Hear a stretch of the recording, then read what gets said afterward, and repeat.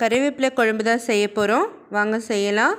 வாணலியில் 3 table spoon oil, கறிவேப்பிலையை நல்லா அலசிட்டு 2 கைப்பிடி அளவு சேர்த்துக்கோங்க.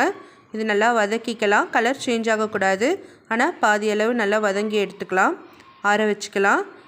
கடாயில் 2 டேபிள் ஸ்பூன் ஆயில் விட்டுக்கலாம். கடுகு சீரகம் 1 டீஸ்பூன், கடலைப்பருப்பு 1 டீஸ்பூன், 10 பல்லு பூண்டு, ஒரு பெரிய வெங்காயம் சின்ன சின்னதாக கட் பண்ணி சேர்த்துக்கலாம்.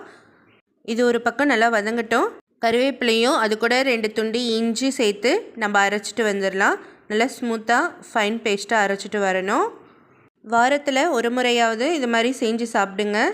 இப்போது நல்லா வதங்கிடுச்சு. 2 தக்காளி கட் பண்ணி சேர்த்துக்கலாம். உப்பு சேர்த்து நல்லா வதக்கி விட்டுக்கலாம். 1/2 டீஸ்பூன் மஞ்சள் தூள், மிளகாய்த்தூள் காரத்துக்கு ஏற்ற மாதிரி சேர்த்துக்கோங்க. புளி தண்ணி கொஞ்சம் சேர்த்துக்கிறேன்.